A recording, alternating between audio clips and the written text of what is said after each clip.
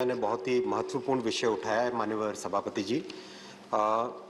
Social media आज all prevalent है हमारी लाइफ में। सोशल मीडिया का एक बहुत इंपॉर्टेंस है। सोशल मीडिया को किस तरह से सेफ बनाना है, अकाउंटेबल रखना है, किस तरह से हमारे जो नौजवान सोशल मीडिया का यूज़ करते हैं, कभी कभी उसमें उसका मिसयूज़ भी हो जाता है, वो कैसे रोकना है। इसके लिए सरकार ने 2021 में एक बहुत ही कॉम्प्रिहेंसिव इंटरमीडिएरी रूल्स का प्रस्ताव रखा था और उसको गाइडलाइंस को इश्यू किया था सर। उसके हिसाब से 5 इंस्टीट्यूशनल फ्रेमवर्क्स बनाए गए हैं। सबसे पहला है चीफ कंप्लायंस ऑफिसर जो कि रेजिडेंट इन इंडिया होना चाहिए। सेकंड, नोडल कॉन्टैक्ट पर्सन होना चाहिए जो कि रेजिडेंट इन इंडिया होना चाहिए। तीसरा, ग्रीवेंस ऑफिसर, किसी की भी कोई ग्रीवेंस हो उसको रखने के लिए वो भी रेजिडेंट इन इंडिया होना चाहिए। फिजिकल कम्युनिकेशन एड्रेस होना चाहिए इंडिया में और मंथली कंप्लायंस रिपोर्ट होना चाहिए। तो आपने जो प्रश्न पूछा, करीब आपके प्रश्न के हिसाब से करीब जितने सिग्निफिकेंट सोशल मीडिया इंटरमीडियरीज हैं उन सब का मंथली कंप्लायंस रिपोर्ट आता है।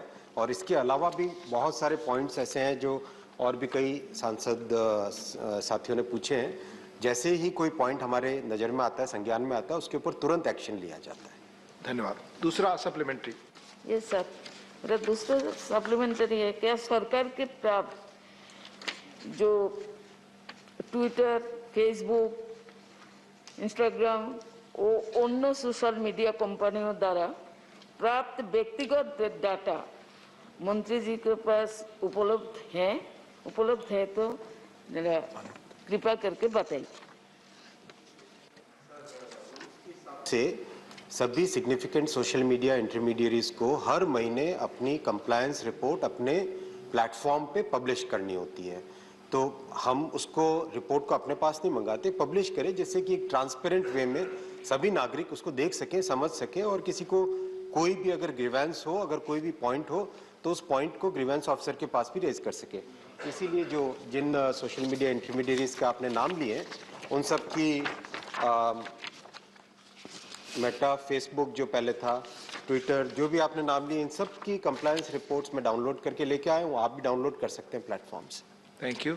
माननीय सुशील कुमार मोदी जी। महोदय, मैं माननीय मंत्री से जानना चाहता हूं कि क्या बात सही है कि IT department has asked the Indian computer emergency response team to form a high level committee to investigate complaints that a few websites had hosted doctored lewd pictures and objectionable comments aimed at insulting and auctioning Muslim women। तो ऐसे websites के खिलाफ में या वैसे लोगों के बारे में क्या कार्रवाई की सरकार ने, यह मैं जानना चाहूँगा। धन्यवाद।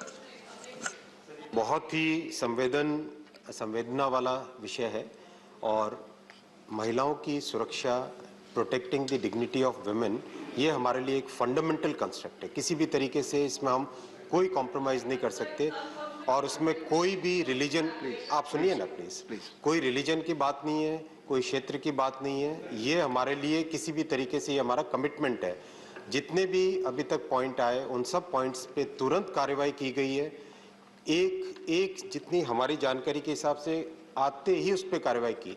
मैं एक बहुत महत्वपूर्ण विषय इस सदन में रखना चाहूँगा माननीय सभापति जी। हम जब भी सरकार की तरफ से सोशल मीडिया को अकाउंटेबल बनाने के लिए कोई भी कदम उठाते हैं, सबसे पहले हमारे ऊपर आरोप हमारे साथी लगाते हैं विपक्ष के कि हम फ्रीडम ऑफ स्पीच को कहीं ना कहीं उसके ऊपर आहत कर रहे हैं, लेकिन ऐसा नहीं है। हमें सोसाइटी में एक बैलेंस लाना ही पड़ेगा, एक कंसेंसस लाना ही पड़ेगा कि जो हमारे भविष्य के नौजवानों के, हमारी महिला, हमारी बहनों, हमारी माँओं, हमारी बेटियों की सुरक्षा के लिए जो करना है, अकाउंटेबल सोशल मीडिया को करना ही पड़ेगा। उसको अगर सेफ रखना है तो उसको उन नियमों को और ताकत देनी ही पड़ेगी। उसके लिए हमें अगर हमारे ऊपर अगर आप ये आरोप लगाएंगे कि आप फ्रीडम ऑफ स्पीच को तोड़ रहे हो, वो रोक रहे हो, तो वो गलत आरोप है। वैसा नहीं करना चाहिए। हमें सब मिलके हमें एक नई दिशा में जाना होगा। Our question is on OTT platforms such as Netflix, Amazon and Hotstar. Whether the government is proposing any bill to oversight mechanism over the digital and OTT platform in the wake of its rapid prevalence. Sir OTT और digital platforms के लिए already social media intermediary guidelines rules जो 2021 के हैं उसमें already उसके प्रावधान है। और जो पॉइंट प्रियंका जी कह रही थी, माननीय प्रियंका जी कह रही थी, मैं उनका बहुत सम्मान करता हूं, उन्होंने बहुत वाजिब पॉइंट उठाए थे। हमारे मंत्रालय ने तुरंत हर एक पॉइंट पे एक्शन लिया है सर। ये रिकॉर्ड की बात है, इसमें कोई कहने की बात नहीं है, आपने भी एक्नॉलेज किया इस बात को। हर एक पॉइंट पे तुरंत ही एक्शन लिया गया है और एक्शन भी केवल सरफेस पे नहीं सर, उसके डीप में जाके, हर एक पॉइंट पे डीप में जाके सर्टिन का, जैसा भी माननीय सांसद श्री मोदी जी कह रहे थे, डीप में जाके सर्टिन का इस्तेमाल करके उसका जहां तक उसका सोर्स है, रूट कॉज है, वहां तक जाके एक्शन लिया गया है। धन्यवाद। माननीय आनंद शर्मा जी, प्लीज मैंने कहा ना सर, आपका रूल्स में है। The Minister has explained in detail the steps taken by the government to prevent the abuse of social media. However, the challenges remain, and that is how the technology can be termed as a double-edged weapon. There are positive uses and very dangerous abuses also, some of which have been referred to. You have in Part C of your reply mentioned about the implementation of the rules and the appointment of the Chief Compliance Officer, Grievance Officer and nodal persons of contacts. However, is there a verification process to check how effectively they are functioning? Two, the WhatsApp groups are created and WhatsApp groups spread insidious messages. They inflame passions. They create riotous situations. And I'm sure that the government is aware of that. I have personally on occasions written.